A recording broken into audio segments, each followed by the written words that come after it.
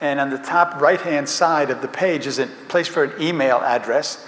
If you like, you can get on my email list every Wednesday.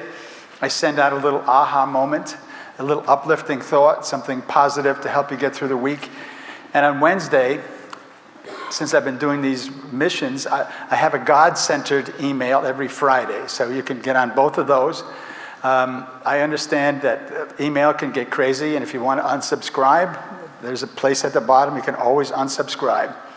I know your phone number, so I'm going to bother you to say, why did you unsubscribe? No, I'm not going to do that. Feel free to unsubscribe, because I know email can get crazy. So you can fill these out at the end of the night or as you go along, or you can bring them back tomorrow. There's a place up here in the first pew. You could leave them, and you could leave them in the table at the back where the books are. My address is at the bottom, so if you want to think about it, you can mail it to me. So that's the story about that. I didn't bring the books up to show you, but I've got several things that are for sale. Again, totally voluntary. My book is for sale, the yellow book that I held up excuse me, at the Mass on Sunday. That's $15. If you buy 2, it costs us $25. And if you buy 3, it's $10 a book. If you buy 10, it's $10 a book.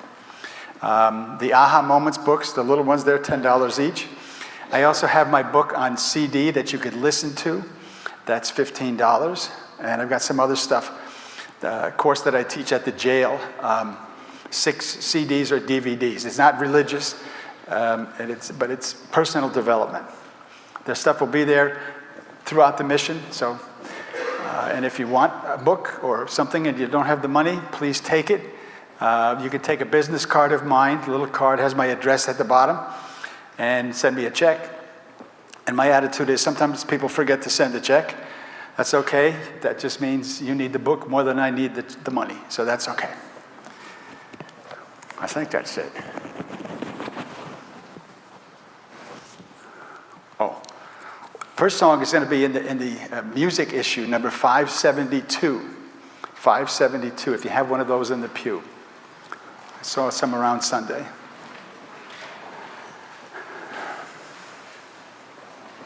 We're going to sing the first 2 verses. I picked this song, You Are Near is the title of the song. I picked the song, number 1, because I like it. I used to sing with the folk group at our family mass in our church up in Long Island. And this is one of the ones that I liked. And the theme is God's living in God's presence. That's the main theme of this mission. So this kind of is appropriate to that idea. So first 2 verses.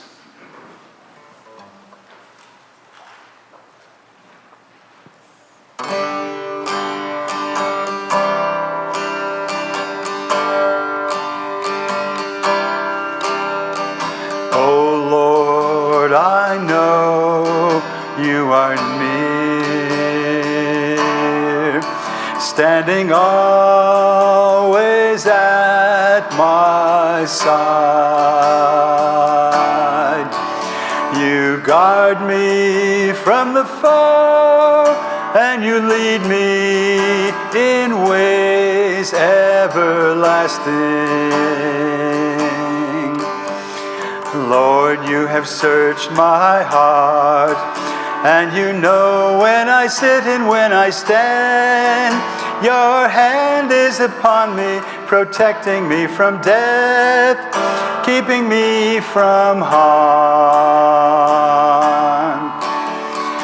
Oh Lord, I know you are near, standing always at my side. You guard me from the foe, and you lead me in ways everlasting. Where can I run from your love? If I climb to the heavens, you are there. If I fly to the sunrise or sail beyond the sea, still I'd find you there. Oh Lord, I know you are near, standing always at my side. You guard me from the foe, and you lead me in ways everlasting.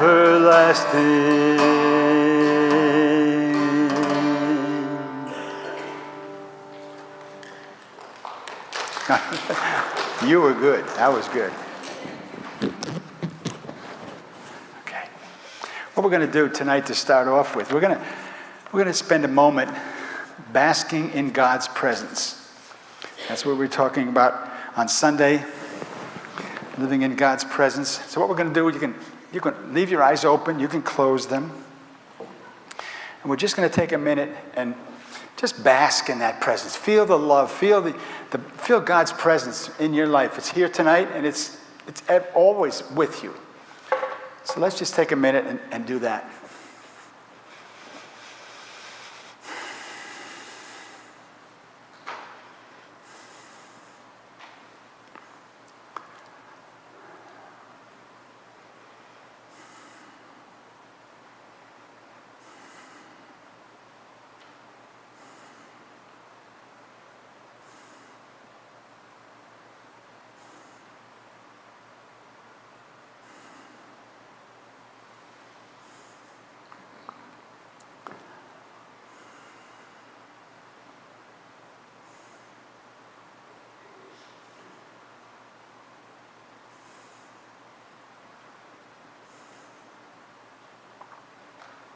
Okay, let's come back.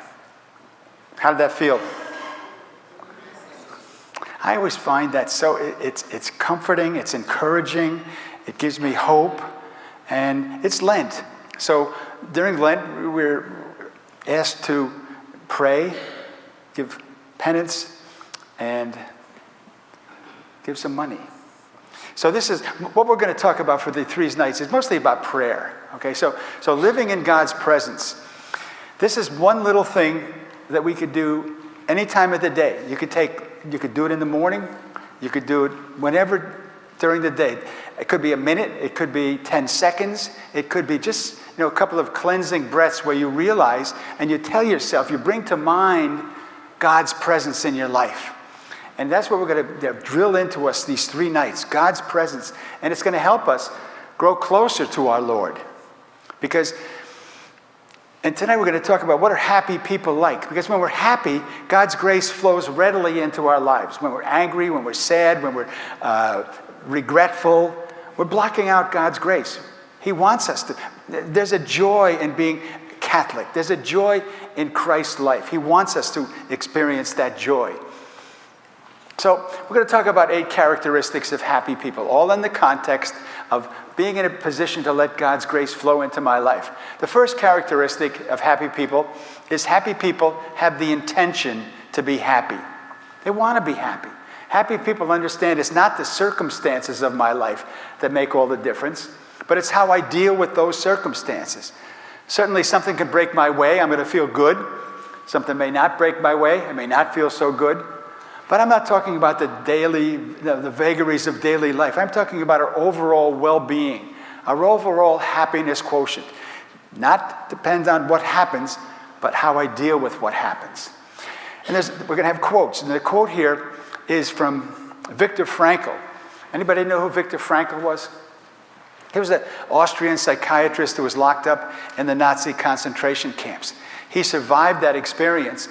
And when he got out, he wrote a book called Man's Search for Meaning. And in that book, he said, everything can be taken away from a person but one thing, the last of human freedoms, the ability to choose one's attitude in any given set of circumstances, to choose one's way.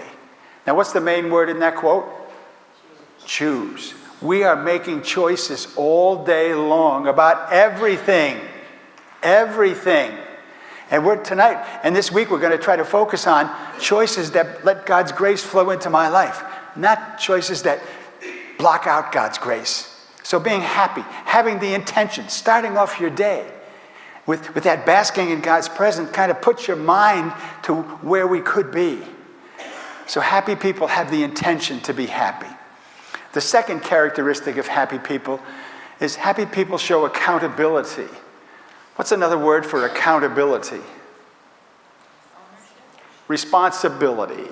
Ownership. You're owning ourselves. You're right. Owning our thoughts. Responsibility. Happy people are responsible for their own happiness. There's no blame game in a happy person's life. You're never going to have a happy person say, well, what do you want? I was the oldest of 6 kids.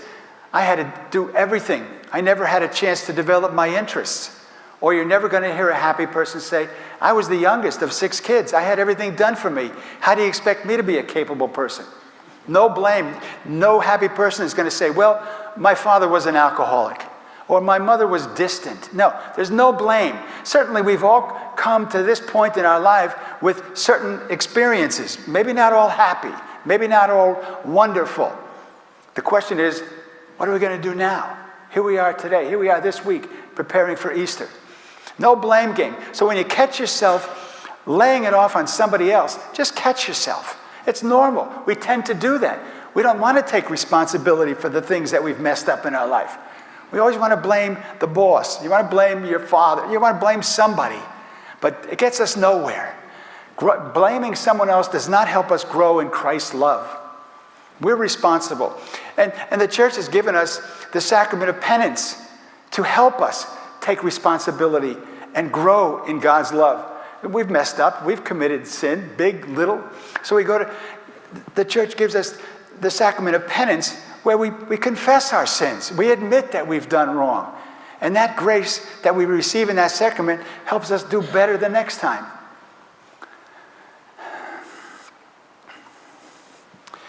Helen Keller, the quote is from Helen Keller. You heard of her? Talk about obstacles to overcome. She said, self-pity is our worst enemy. And if we yield to it, we can never do anything wise in this world. Wow, that's a pretty deep quote. Self-pity. We all feel sorry for ourselves from time to time. It's a human emotion. We got a backache, I got an ingrown toenail, or whatever it is. And we feel sorry for ourselves. It might be an allergy. This time of year, the pollen is driving us nuts. Self-pity is our worst enemy. By the way, who has never been sick here? Who's never been sick? And we all get sick once in a while, right? We get a backache, we get an allergy, we get a flu, we get something or other. Who's never gotten better? We all get better too. Don't get me wrong, I'm not minimizing some things people don't recover from. I understand that, and I'm not minimizing that at all. But for the run of mill, most of us, we get sick, we get better. So, what do you do when you get sick? It's a circumstance. You have a choice. You could either focus on how lousy you feel, get on the phone and talk, I couldn't sleep last night, I was coughing all night, blah, blah, blah, blah, blah. Or you could focus on your healing. Let's say you got a sore throat today, and you couldn't see the doctor until Thursday. What could happen between now and Thursday?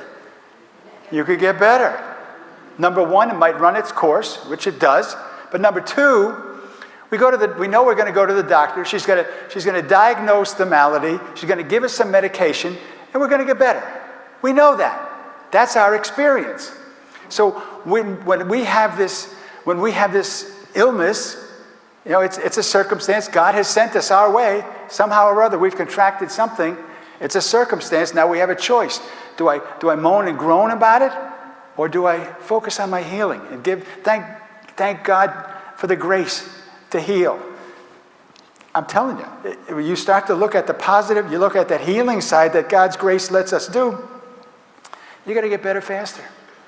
It's amazing. Science shows that our attitude in sicknesses and healing is critical. So, self-pity is our worst enemy. And if we yield to it, we can never do anything wise in this world. So to pay attention. You're going to have something go wrong, a malady or an issue. What's your response going to be? Your response could be, God's grace is going to help me deal with it. I can offer, what happened? Oh yeah, when you skin your knee as a kid and you fall down or you get a bloody lip or bloody nose, what did your mother or the nun tell you to do? Offer it up. That's still viable. we could still offer it up.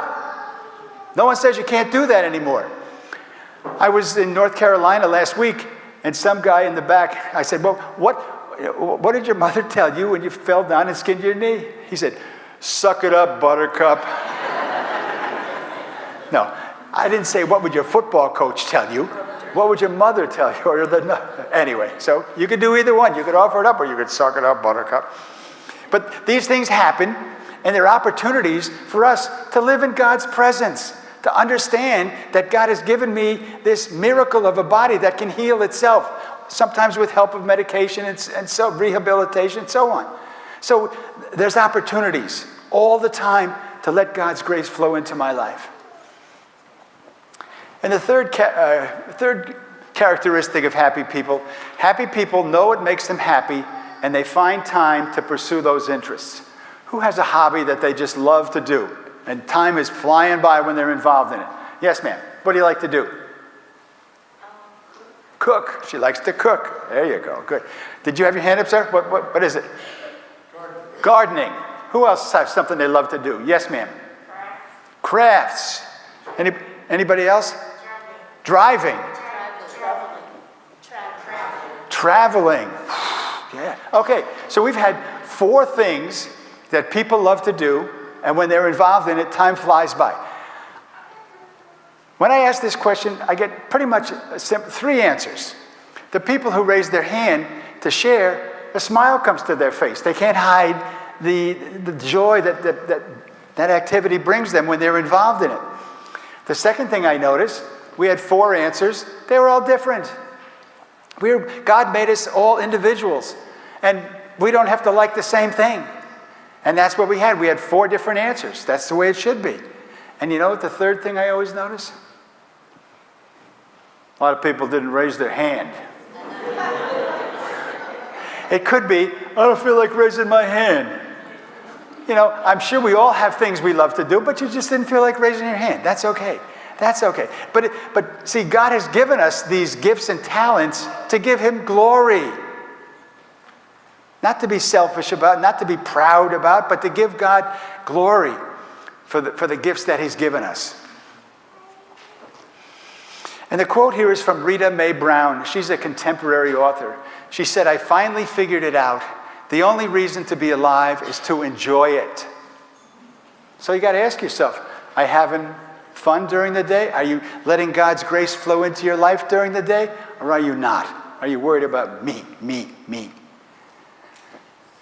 How do you feel when you get a compliment? Good. How do you feel when you give a compliment? Good. See, this is one thing that we can do to support each other, to spread God's love. But sometimes, some people, for some reason, have a hard time giving a compliment. It's hard. It doesn't flow off their lips. So my suggestion is, I mean, we know you're going to feel good when you give a compliment. And we know that the person that you compliment is going to feel good. So why not do it? So tomorrow and every day, decide, today I'm going to give 1 compliment. That's all. Just make a decision. 1 compliment. Try it. Because you like it. These are the things. If we let God's grace into our lives and we act in a Christ-like manner, we get rewarded in a human way too. I do a lot of work in the religious world and in the secular, the business world. And whenever I ask a question in the business world, what do you like about where you work? What do you like about it? What do you think the person says many, many times? The people. And guess what? You're the people. You're the people that work with those other people.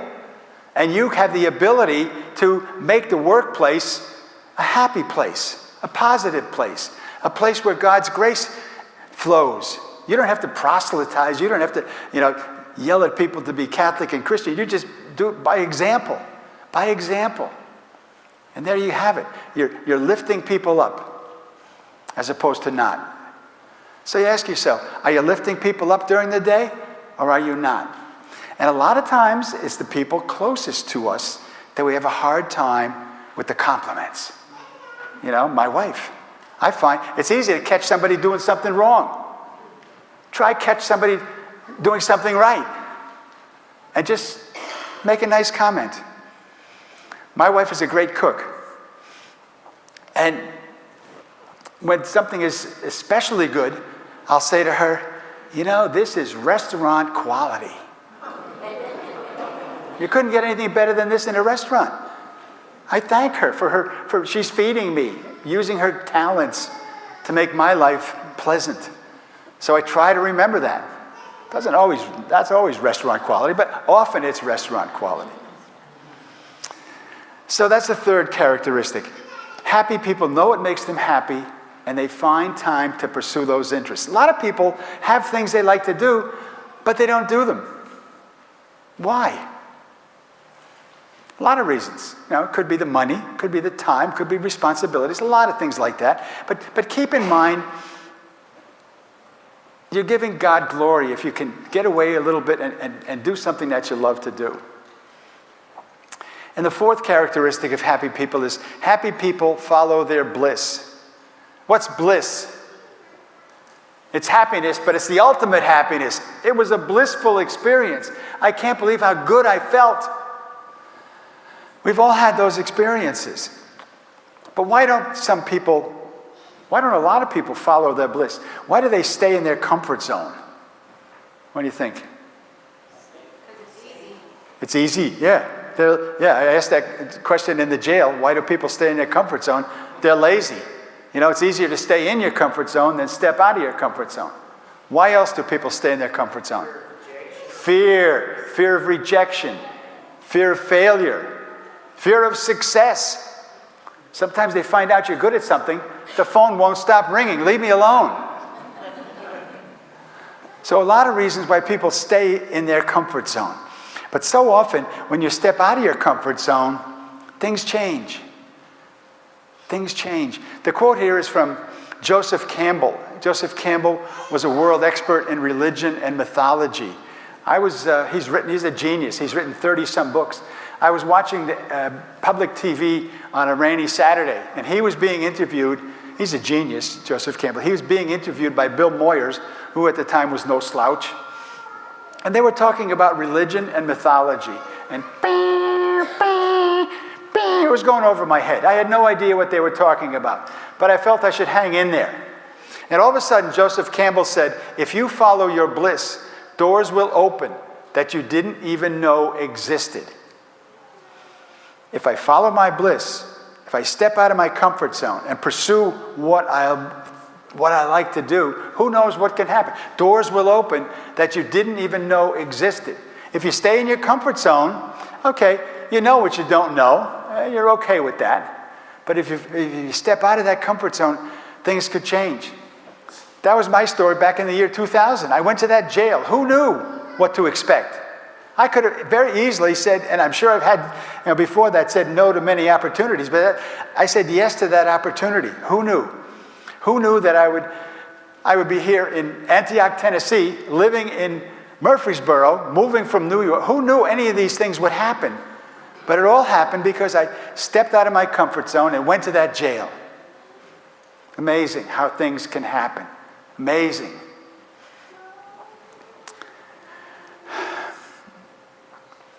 Remember the parable of the landowner who went away on a trip and called 3 of his employees in, and to one he gave 5 talents, to one he gave 2 talents, and to one he gave 1 talent. You know the parable, the story. He went away, he came back, and he had a reckoning of the people, and the person that had the 5 talents, he said, Master, behold, you gave me 5 talents. Behold, I've made 5 more. Well done, good and faithful servant. Come and celebrate with me. I'm paraphrasing.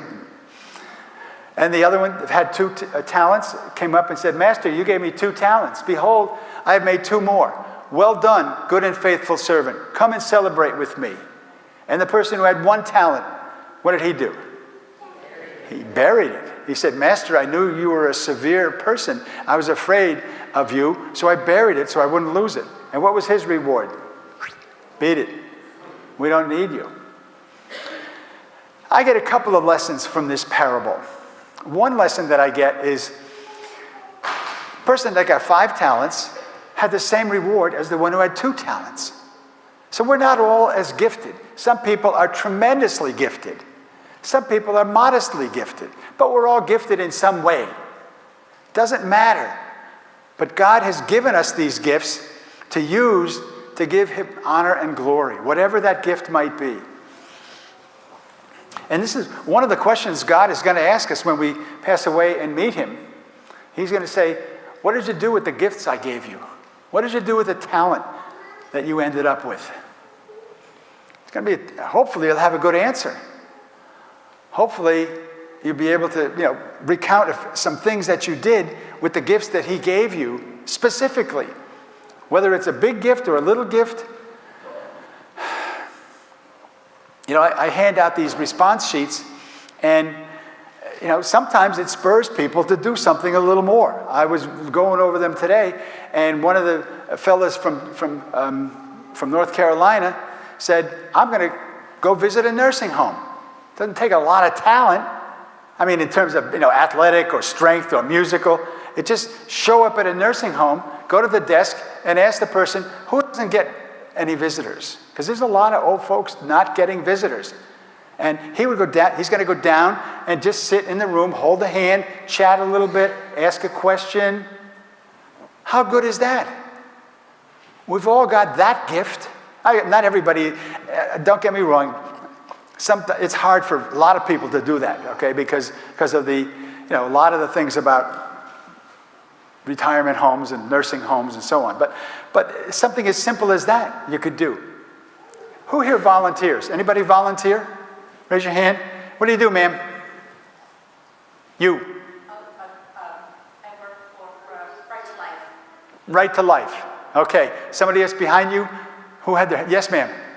I volunteer at the airport. At the airport. Oh, what do you do? Bring in the planes?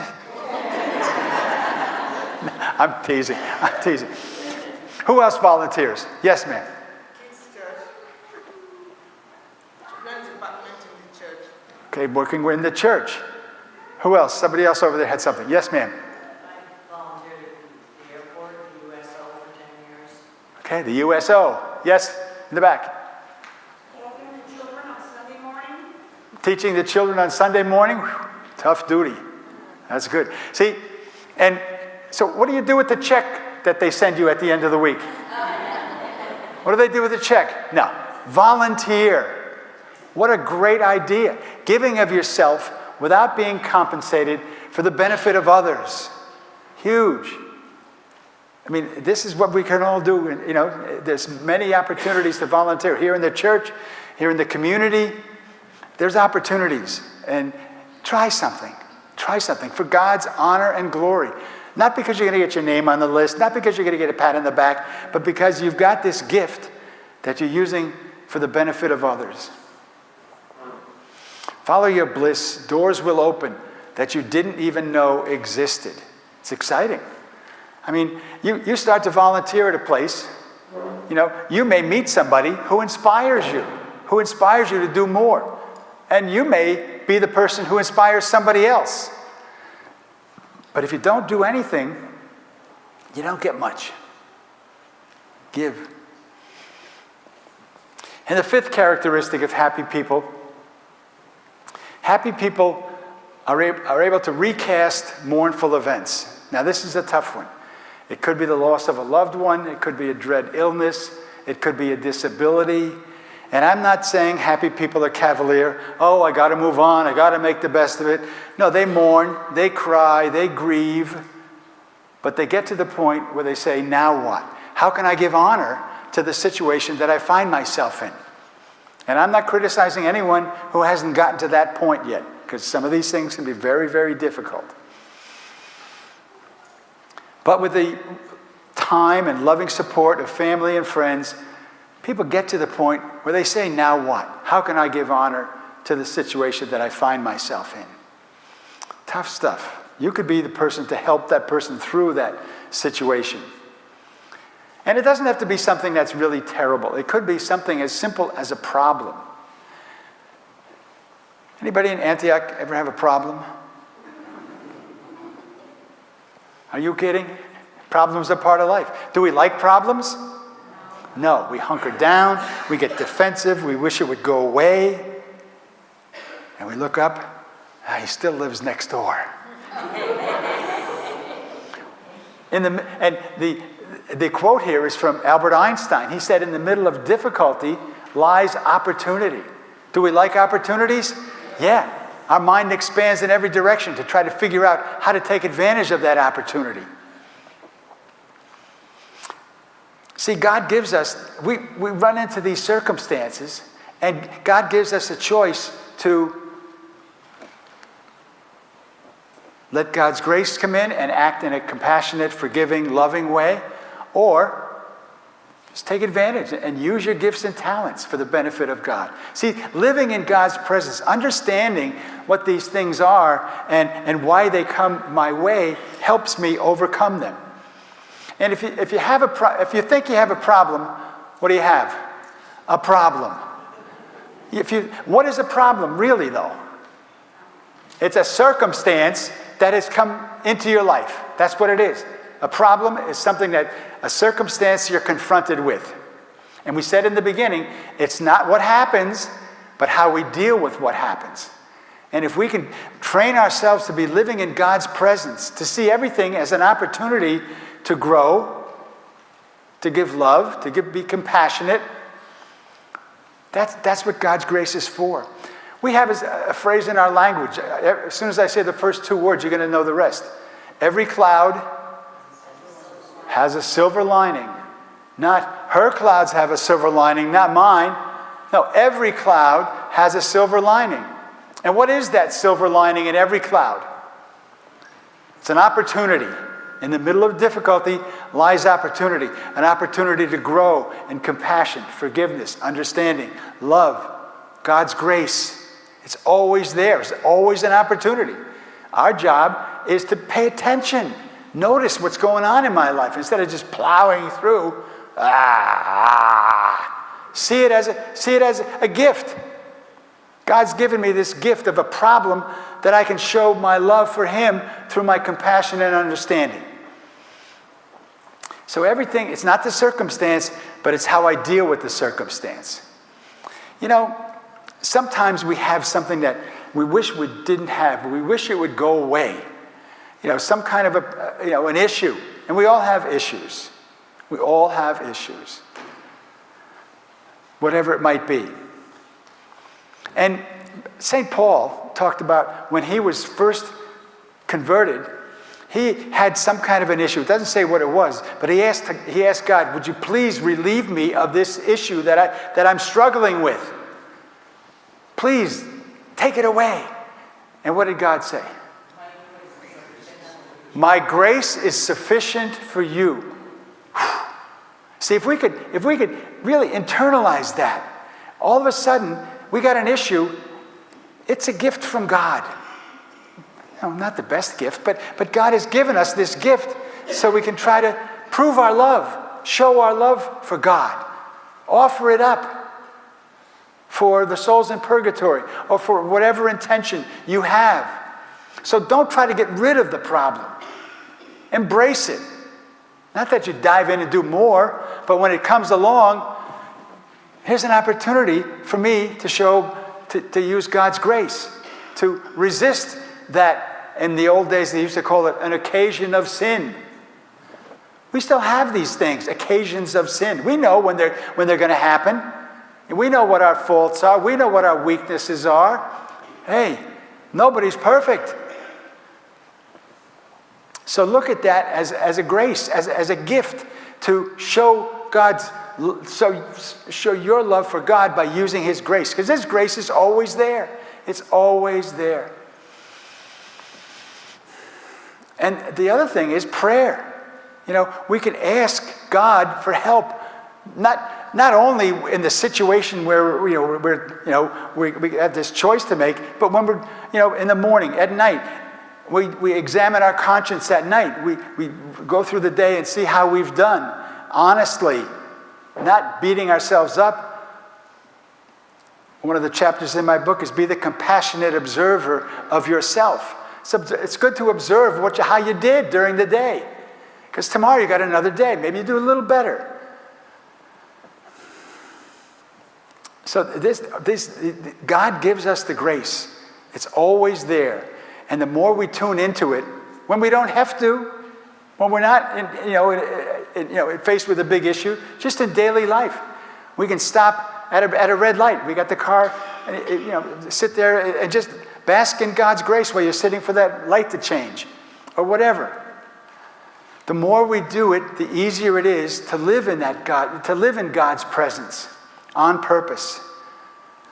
It's all about, and I asked the guys in the jail and the gals in the halfway house, what kind of a life do you want for yourself? Because we're making it up as we go along by our choices, by observing ourselves and deciding to let God's grace flow into my life and be good, be gracious, be loving, be compassionate. Resist that temptation. Pray to the Blessed Virgin. She's one of our best advocates. Or pick a saint that you like. Like a lot of people pray to Padre Pio, who was a relatively new saint from Italy. And have someone to talk to intercede for you. Because just by thinking of what the saints went through, it gives you the courage to go through whatever you have to go through. We got to go through nothing compared to what the saints did. The physical harm that came upon them and the threats and so on. So I'm not saying, we got it easy. It is the way it is. So, but, it's like anybody who's doing anything, a musician, an athlete, they're not just waiting for the track meet to get out there and run. They're training every day. They're practicing every day. We could train every day too. Train to be the best Christian we can be through prayer, through basking in God's presence. It's there for us. All we got to do is tune into it. It's always there. In the middle of difficulty lies opportunity. But the thing is, you've got to be aware of of what's going on. Because so often we respond the way we always respond. We're going to talk more about this tomorrow night. But being aware of how we feel and deciding that, no, I want to have a Christ-like response. I want to let God's grace flow into my life and do the right thing. In the middle of difficulty lies opportunity. And there's so many stories in the gospel where Jesus answered people's prayers. I remember one story where there was a mother who had two sons who were possessed by the devil. And they were incorrigible. They were a wreck, and they were driving her nuts. She went to Jesus and said, "Would you please help me drive out these spirits?" And what did Jesus say? Hey, sorry, lady. You raised them this way. You should have done this. You should have done that. No, he answered her prayer. So our prayers do get answered. Maybe not always in the way that we want them to be answered, but God answers our prayers through grace. So that grace is always there, especially when we're in trouble, but pray when you're not in trouble.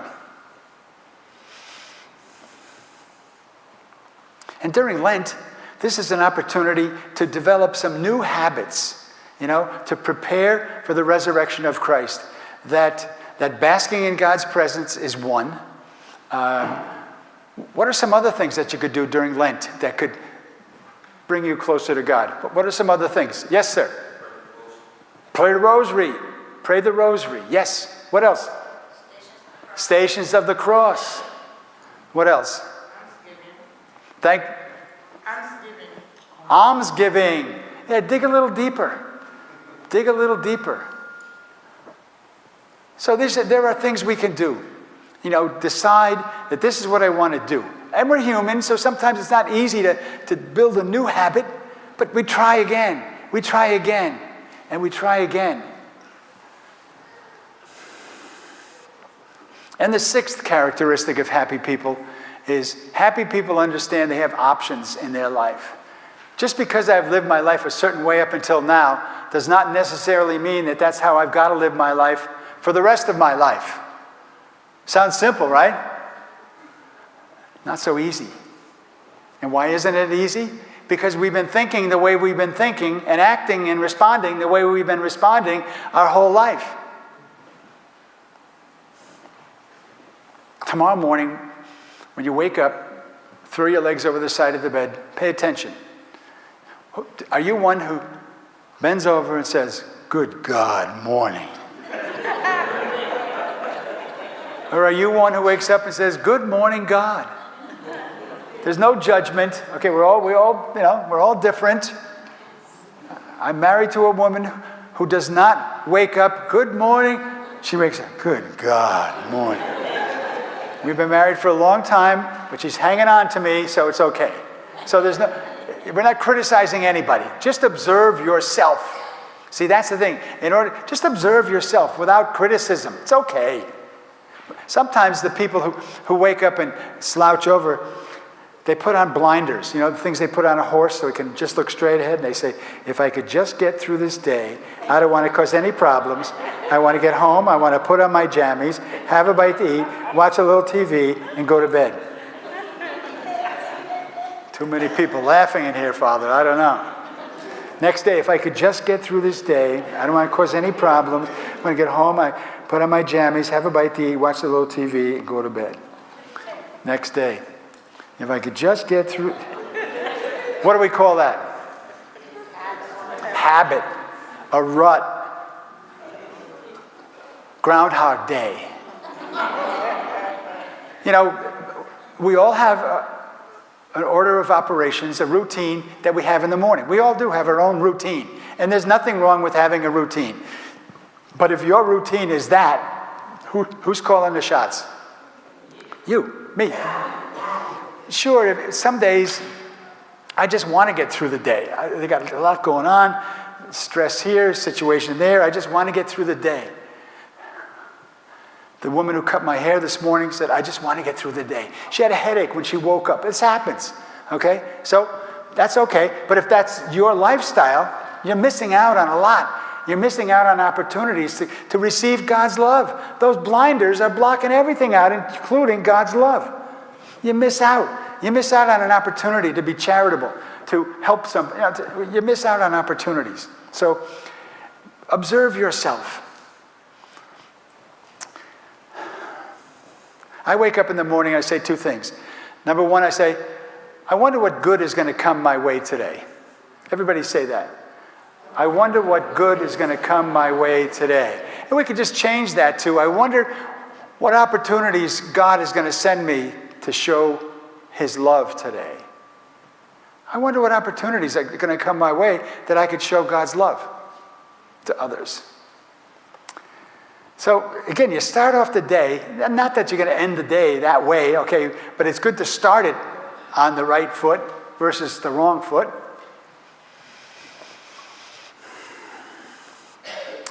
And the quote here is from Ovid. He's a Roman philosopher and poet. He said, "Chance is always powerful.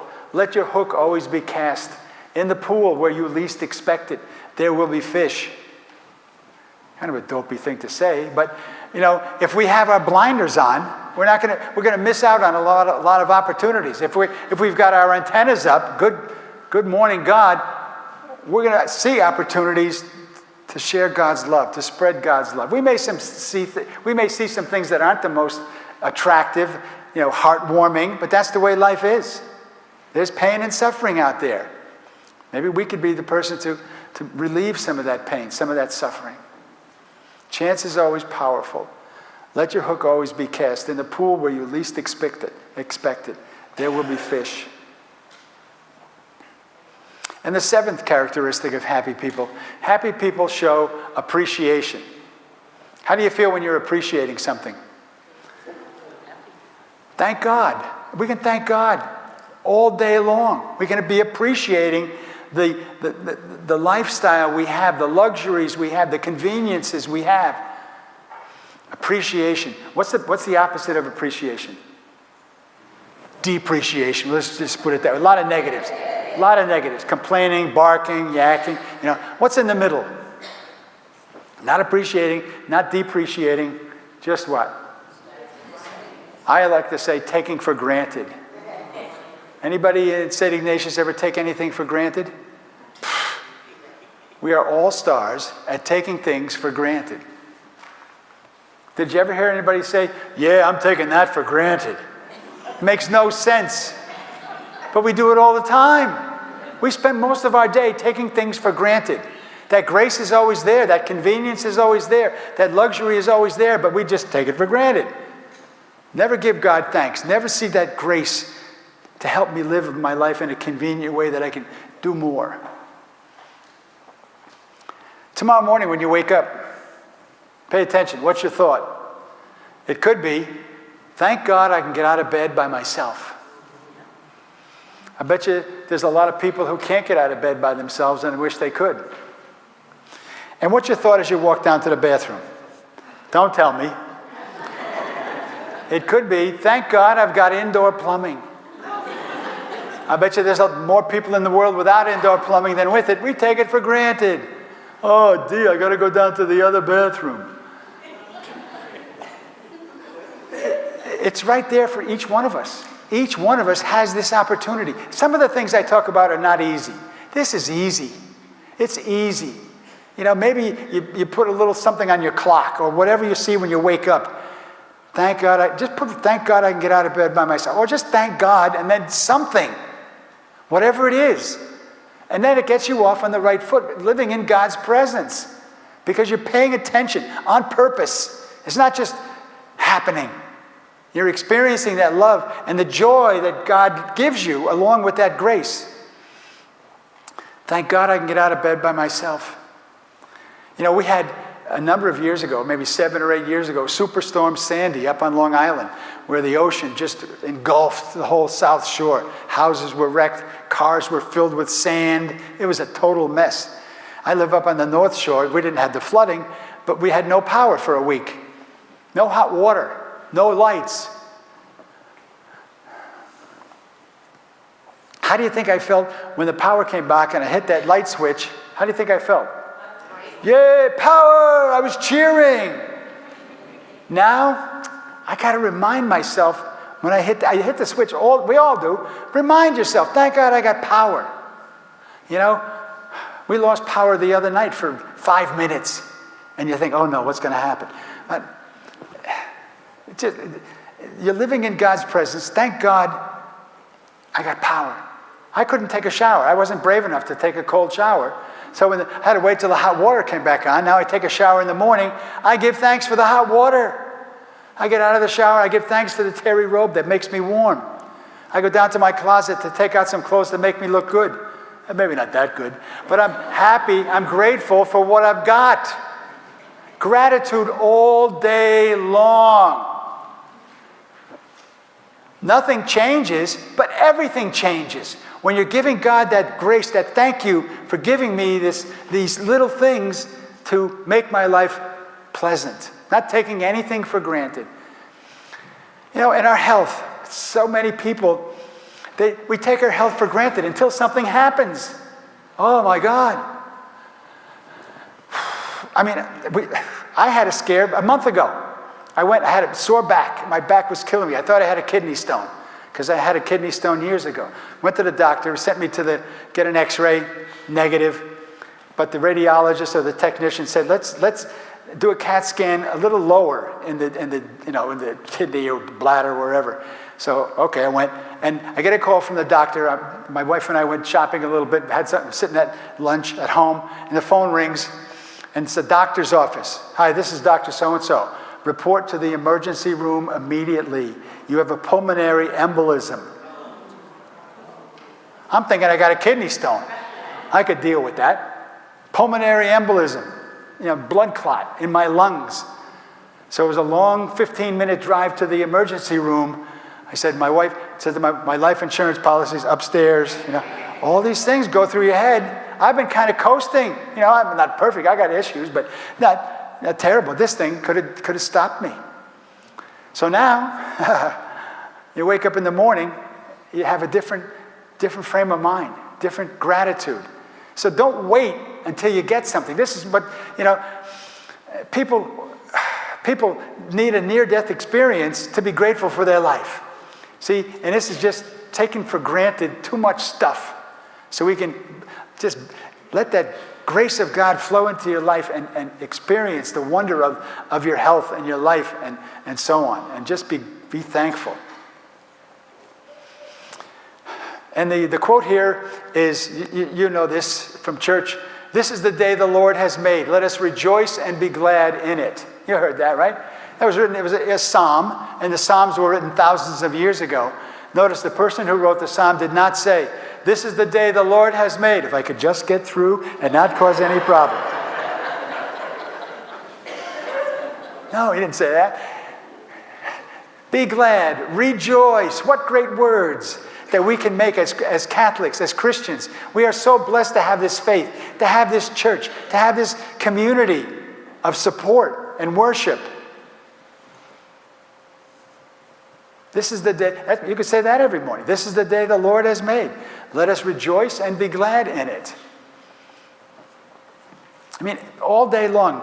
I mean, there's a whole bunch of people here, and if we took a poll of what each person's morning beverage is, we'd have a lot of different answers. It could be, Dunkin' Donuts coffee, Maxwell House coffee, flavored coffee, decaf coffee, black tea, green tea, whatever, herb tea, Diet Pepsi, Diet Coke, juice, water, whatever you have. We all have something to drink, most of us. Tomorrow morning, savor it. Be grateful that you've got this to please you in the morning. I read a book by this Buddhist monk. It wasn't really a book. His name is Thich Nhat Hanh. He's a Buddhist monk on a par with the Dalai Lama, just not as famous. And he goes around giving talks. And he didn't write books, but they would transcribe his talk into a book. And there's one thing I always remember. He says, when I sit down to have my breakfast or my lunch, I smile at my food. Why not? Be grateful. Give thanks. We say grace before meals, but really delve into it. That's a wonderful habit to get into, saying grace before meals. It brings you to that gratitude of God's gifts. See, that's what we need. We need reminders to bring us to this understanding and appreciation of God's love flowing into my life all the time. My life starts to get good. My problems are still there, but they don't bother me because I'm living a new life. I'm living a life that God has called me to live. There was I gave a mission up on Long Island, and a well-dressed, it was an evening thing, and a guy came from work, I guess. He had a jacket and tie, and came up to me at the end, and he said to me, Jim, you know what I do to get myself started in the day? He says, I look in the mirror, and I say, today, I'm going to see the face of Jesus in everyone I meet. And I'm going to be the face of Jesus to everyone I meet. What a good way to start the day. Just remind the power, the blessings, the gifts. Again, the day goes on, but you could say that at lunchtime. You could say that when you're having a cup of coffee. Just these little reminders. Talk to yourself. Talk to ourselves about how good we have it, this faith. So many people are just floundering and wandering away. We have this gift of God's faith that we need to cultivate. We need to let it grow by tending to it, by appreciating it, by experiencing it. Today I'm going to be the face of Jesus to everyone I meet. I'm going to see the face. Seeing the face of Jesus. I mean, we judge people all the time by how they walk, how they talk, how they look. Just see the face of Jesus. It's a prayer. That really is a prayer. You're seeing God's grace in others. The face of Jesus. And the eighth characteristic of happy people. Happy people are giving people. I think we'd all agree it's better to give than not to give. But some people give to get their name on a list, and some people give to get a pat on the back. But some people give in the pure hope that someone else's life might be better. So you got to pay attention. Look into your heart. What's in your heart as you're giving? Are you giving in the Christ-like manner of hoping someone's life might be better? And in the Talmud, in Jewish writings, they have an expression: the reward of charity depends entirely upon the extent of the kindness in it. See, we get human benefits, Not only Christian love benefits, grace benefits, but human benefits. We feel better when we're doing God's work. And the other quote is from the Dalai Lama. He says, if you want to experience compassion, what does it say? I can't remember the last one. Oh, if you want to be happy, practice compassion. If you want others to be happy, practice compassion. You know, it gives us these human benefits as well. The human benefits, again, when we're experiencing the good side of our humanity, God's grace is flowing into our lives. What is compassion? Feeling, putting yourself in somebody's shoes, forgiveness, love, a lot of good things. Let me tell you what compassion means to me. There's a woman on my block up in Long Island who, we weren't really good friends, but we lived on the block for 20 years because you kind of get to know people, you know. So she would never look me in the eye. We weren't great friends, but I knew who she was. She knew me. Never looked me in the eye. She'd be outside again doing a power walk by my house. I'd wave to her. She looks down. I'd be walking, not quite a power walk, but I'd be walking by her house and she's out raking her leaves. I'd wave to her. She looks down. So I say to the audience, what's the big deal? Why can't you just give me a little friendly hello? What's her problem? I was judging her, right? And somebody in the audience said, maybe she's shy. Here I am, Jim Ryan, giving a talk on happiness, exhibiting pretty much a total lack of compassion. Sure, I was being friendly in the wave, but what was I doing? I was expecting something back. And when I didn't get back what I thought she should give me, I was put out. What's her problem? So that night I learned, for me, compassion is letting people be who they want to be. If they want to know my opinion, what will they do? They'll ask. You know, it's so easy to judge others. So easy. You know, we get into that habit. Judge not, and you will not be judged. I mean, this is, the Scripture tells us, but we do it. That's our humanity. We're going to talk more tomorrow night. Another night, a woman raises her hand when I asked, what's her problem? Why couldn't she give me a little friendly hello? You never know what's in people's minds. She said, maybe she has a jealous husband. You know, good-looking guy, walking down the street. She's waving. You know, I could understand. But it's crazy how people think. You never know. I'm going to close with one more story. I was giving a talk on the South Shore of Long Island in a library, and it was over. It was like 9 o'clock, 9:15. And I knew that we needed some juice and milk. So I stopped at the supermarket, and I went in, and I got my basket, went down to the dairy section, got the juice, got the milk, went up to the checkout express line, 12 items or less. You have that in Antioch? I know you do. I'm just kidding. So I'm standing in line. There's a young guy with 2 bottles of soda in front of me, and an elderly couple with 25 items on the counter. So I thought, 12 items or less, 25. All right, I was in a good mood. I had just given a talk. I was happy. So I'm sending out love. You know, I'll be home in a couple of minutes. There's nothing urgent that I got to do at home. I'll be in that situation one of these days. I'm sending out love and compassion. And the clerk is scanning all the items, and he looks over at the old elderly couple, $46.64. And the gentleman says, how much was it? $46.64. Let's see what I have. Pulls his purse out, a little change purse out of his pocket. Let's see, I have 25, 50. What do you have, dear? How much was it? $46.64. Well, what do you have, dear? Enough already. If I had a $50 bill, I would have thrown it on the counter and said, go home. But I didn't have the 50. So in my best stage whisper, you know what a stage whisper is? When I say something to this lady that I want that lady to hear, but I make believe I don't want her to hear it. Okay? So in my best stage whisper, I said to the kid in front of me, this is the express line, isn't it? Nice and loud so everybody could hear it. And the clerk looked up and said, "Excuse me, sir, these people had all the items on their counter and the manager just told me to flick on the express line." I was dead wrong. They were there already. There was no light when they were there. The light had gone on in between their coming and mine. I was dead wrong. I felt like an idiot. I was embarrassed. So what did I do? Like a man, I took my basket and said, "I'm going to go get some strawberries."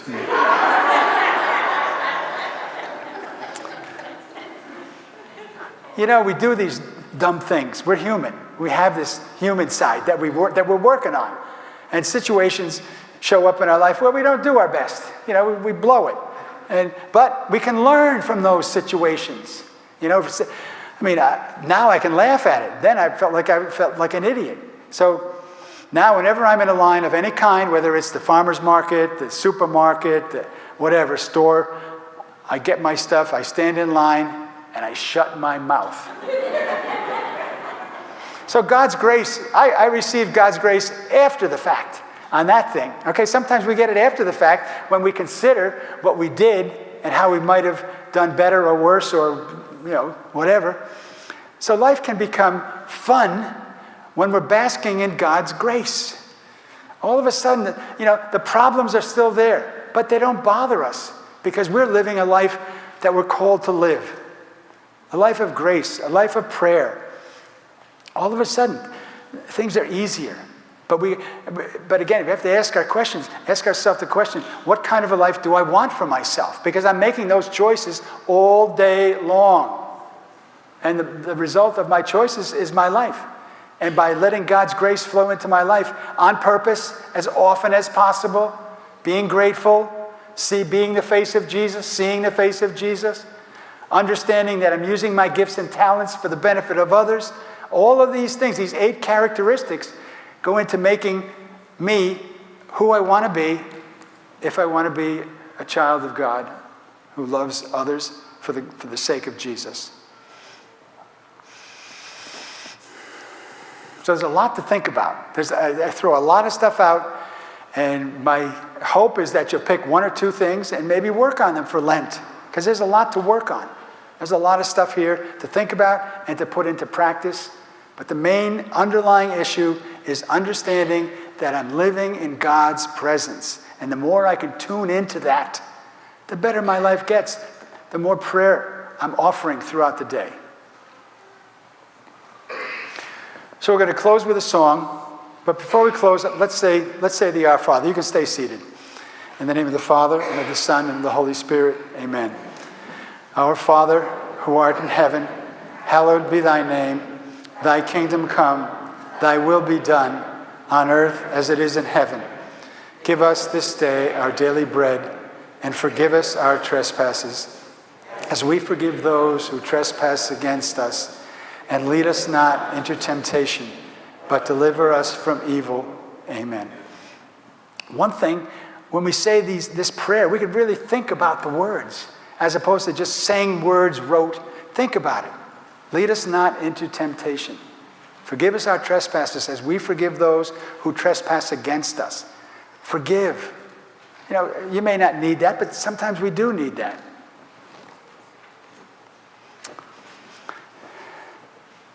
Okay. Take out the words to Mary, Did You Know? Who knows that song?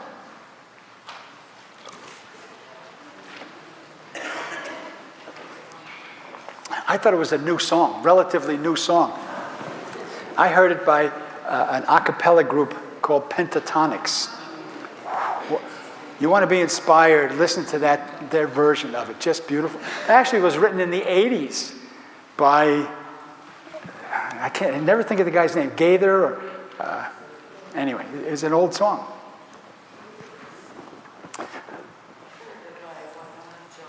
Yeah, it's done by a lot of people have sung the song.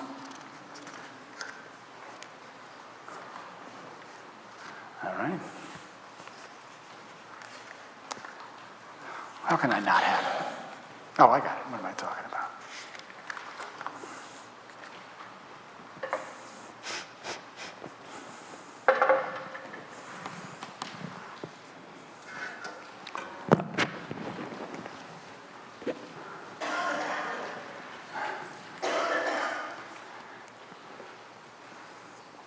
So we're going to be here tomorrow night again at 7 o'clock.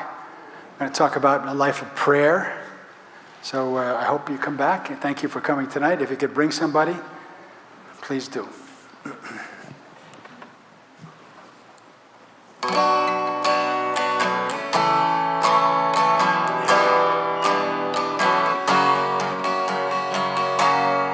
Mary, did you know that your baby boy would one day walk on water?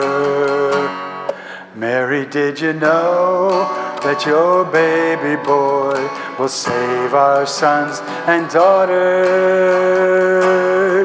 Did you know that your baby boy has come to make you new? This child that you delivered will soon deliver you.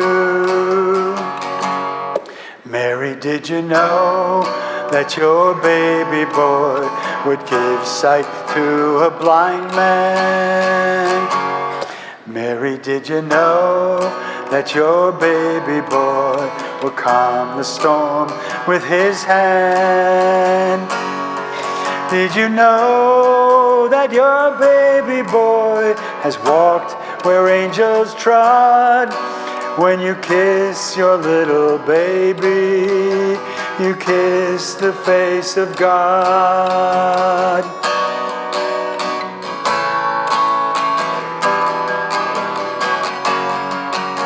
The blind will see, the deaf will hear, the dead will live again. The lame will leap, the dumb will speak, the praises of the Lamb.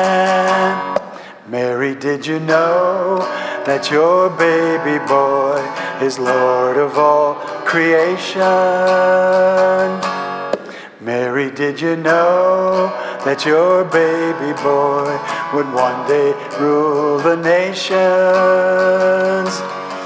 Did you know that your baby boy is heaven's perfect lamb?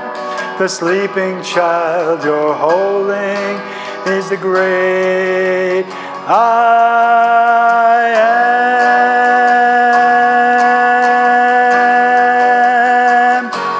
am. Mary, did you know?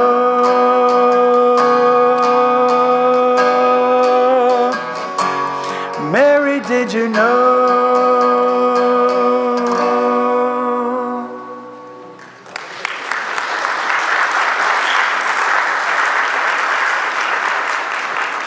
I'll see y'all tomorrow night. I'll be here if you want to make a comment, you want to talk, you want to tell me a story. Happy to talk to you.